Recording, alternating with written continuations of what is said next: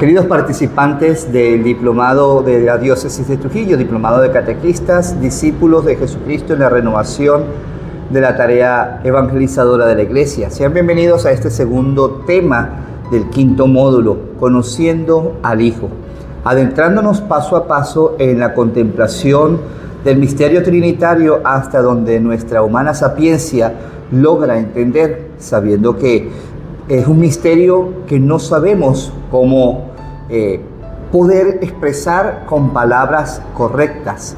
Simplemente nos vamos acercando hasta nuestro limitado entendimiento, como lo recordaba San Juan de la Cruz.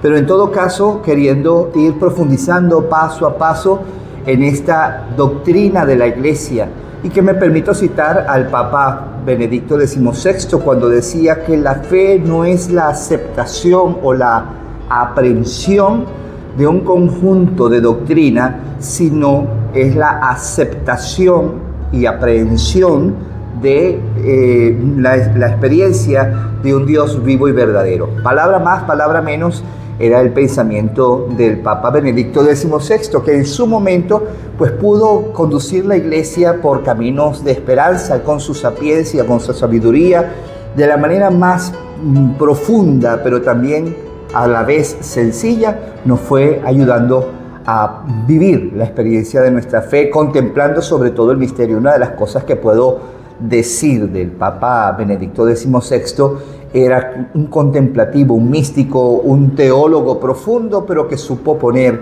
su conocimiento al alcance de todos en el seno de la Iglesia. Bien, haciendo mención de este Papa tan insigne y tan conocido por nosotros, porque es en nuestro tiempo, en nuestro siglo, que ha ejercido su pontificado y ha sido llamado a la gloria del Padre, quiero partir esta nueva experiencia, este encuentro de conociendo al Hijo desde el texto bíblico del Evangelio de Juan, en el capítulo 14, versos 6 a 7. Jesús le respondió: yo soy el camino, la verdad y la vida. Nadie va al Padre sino por mí.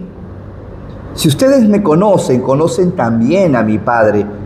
Ya desde ahora lo conocen y lo han visto. Palabra del Señor. Ciertamente Jesús es el camino, la verdad y la vida. Es el camino que nos conduce al Padre.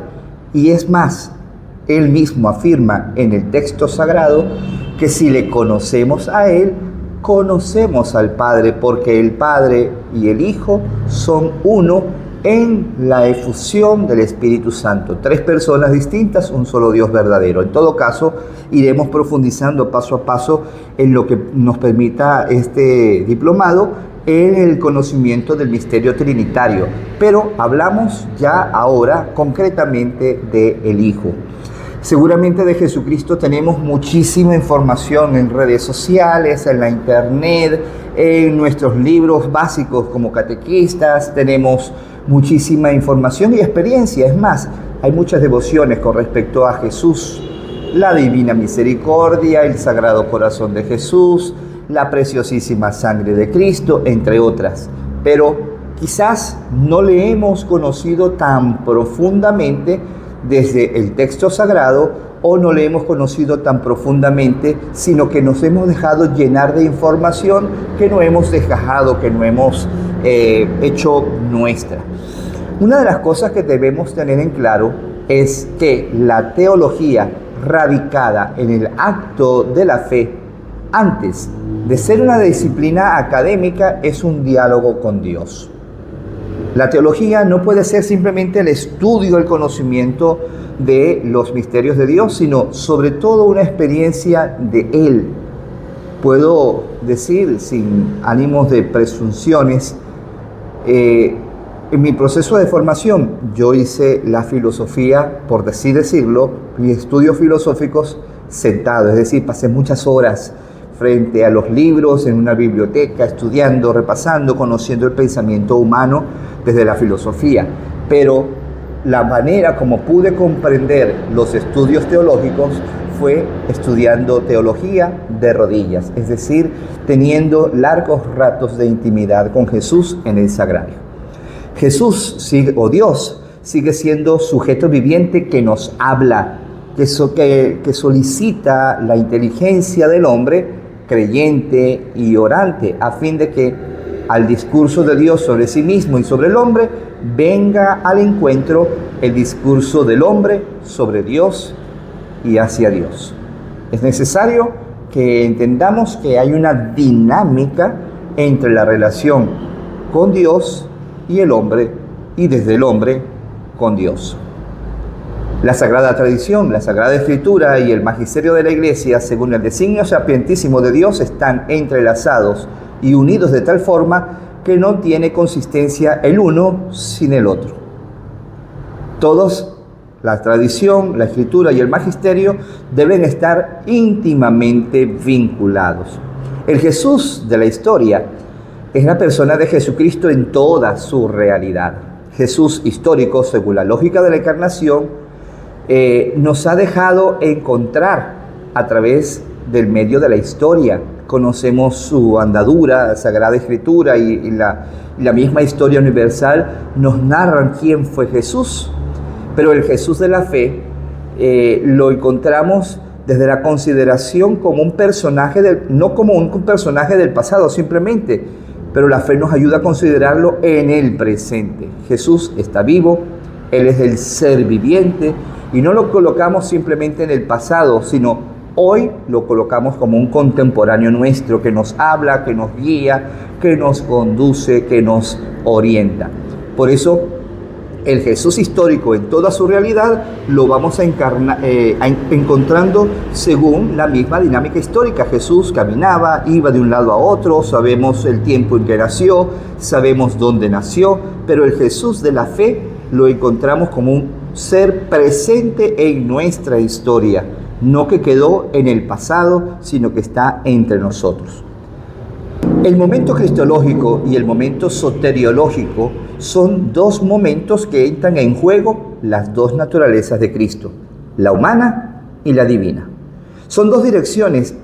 En la cristología, la ascendente y descendente, hablaríamos entonces de la encarnación y la redención, y dos momentos en la soteriología, es decir, la contemplación de la unidad del misterio de Cristo o Mysterium Christi. Hablar de la cristología, del estudio de la persona de Jesucristo, conocido como Jesús de Nazaret, y hablar de la soteriología, que es diferente al esoterismo. Soteriología es comprender la experiencia del pasado como herida y esclavitud, ruptura y alienación, que encuentra en la persona del resucitado curación y liberación, reconciliación y comunión, la posibilidad de llegar a ser hijos, tal como ustedes lo pueden estar leyendo en la diapositiva que tiene. En todo caso, la cristología habla de las naturalezas, la humana y divina de Cristo, y la soteriología, en la unidad del misterio Christi, habla de la actuación o de la manera como Jesús se nos convierte en el hombre Dios que nos redime, que nos libera, que ha obrado la voluntad del Padre en favor nuestro. El Jesús de la historia es la persona de Jesucristo en toda su realidad. La ciencia histórica considera a Jesús como un personaje del pasado, pero la fe nos ayuda a considerarlo también en el presente. Él es el viviente y no lo colocamos en el pasado, sino contemporáneo a nosotros. En Jesús se cumplen las promesas del Antiguo Testamento y al Jesús de la historia le precede una historia anterior que no se puede negar, la historia del pueblo de Israel, sin la cual no se puede comprender el misterio de la encarnación. El Jesús de la historia, en su vida pública y oculta, en su pasión y resurrección, nos muestra que es el Hijo de Dios humanado, revelado por el Padre, y su acción salvífica ha de manifestarse en todos los momentos de su vida. Quisiera que ahora partamos de la lectura del texto de la carta del apóstol San Pablo a los Filipenses en el capítulo 2, versículos del 5 al 10. Tengan los mismos sentimientos de Cristo Jesús. El que era de condición divina no consideró esta igualdad con Dios como algo que debía guardarse celosamente. Al contrario, se anonadó a sí mismo tomando la condición de servidor y haciéndose semejante a los hombres y presentándose con aspecto humano, se humilló hasta aceptar por obediencia la muerte y muerte de cruz. Por eso Dios lo exaltó y le dio el nombre que está sobre todo nombre, para que al nombre de Jesús se doble toda rodilla en el cielo, en la tierra y en los abismos. Palabra de Dios. Este texto de profundidad teológica de Pablo, dirigida a los cristianos de Filipo, nos ayuda a comprender esta doble dimensión o doble naturaleza de Jesús, la humana y la divina, quien no hizo alarde de categoría de Dios y se abajó haciéndose hombre, pero sin embargo conservó en su ser todas las categorías de Dios, la ciencia, el amor del Padre.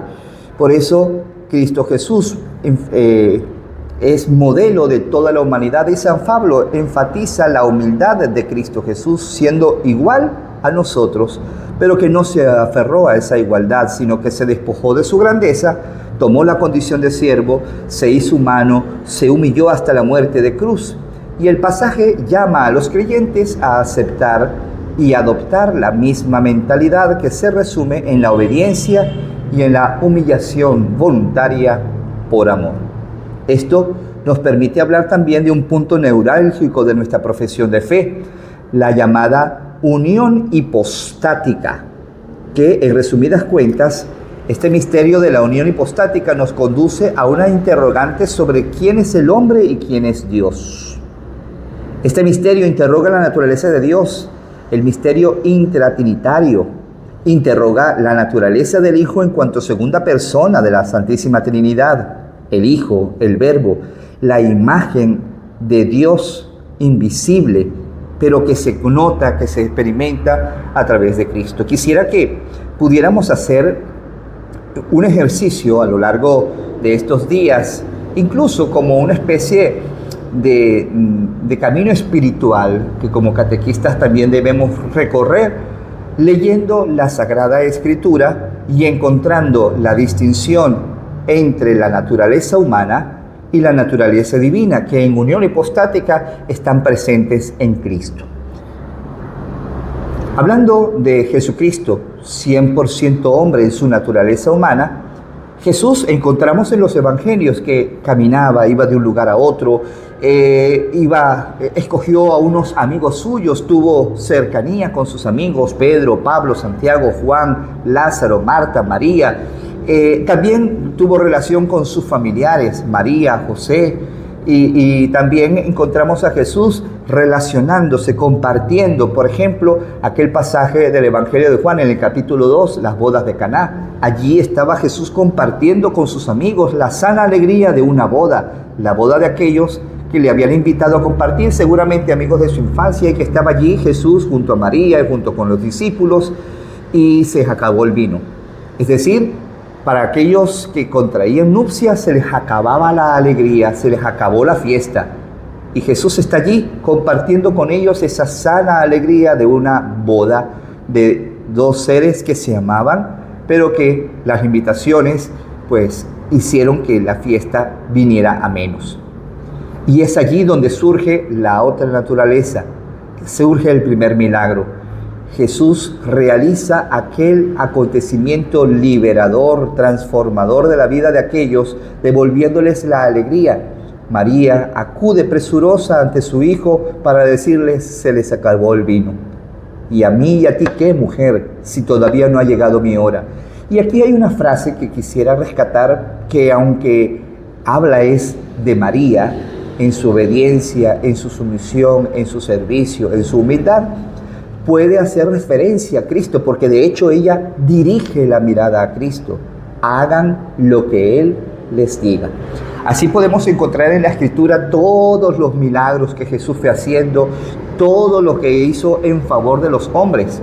sanación de paralíticos, curación de leprosos, devolver la vista a los ciegos.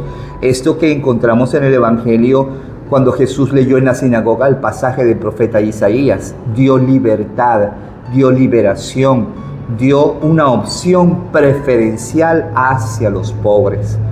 Y ese es el Jesús que vino a cumplir la voluntad del Padre, pero es el mismo Jesús que cuando fue expulsado de la sinagoga y quisieron tirarlo por un barranco, Él dice la palabra, pasó por el medio de ellos y siguió adelante. Entonces vemos que Jesús en sus dos naturalezas, el ser humano, el ser divino, que se acerca a nosotros y se hace un constante presente, no nos ha abandonado, aunque subió a la gloria del Padre, sigue presente en medio nuestro gracias a la acción del Espíritu Santo. Podríamos entonces, esta semana, poder encontrar en la Sagrada Escritura textos sagrados que nos hablen de esta unión hipostática, la persona humana, la naturaleza humana y la persona divina, y hacerlo en una especie de columnas sinópticas o en paralelo, esta relación de los pasajes, colocar la cita bíblica y describir en breves palabras de qué se refiere para distinguir su humanidad y colocar la cita bíblica con una breve reseña de qué se refiere el texto para describir la naturaleza divina. Hagamos este ejercicio y esta será la evaluación de esta semana. Poder colocar en una hoja algunos 5 o 6 textos bíblicos de la naturaleza humana, 5 o 6 textos bíblicos de la naturaleza divina que nos ayuden a distinguir de manera sinóptica la actuación de Jesús, esa diferenciación de las dos naturalezas. Que les bendiga el Señor constantemente y que esta semana sea provechosa para cada uno de ustedes.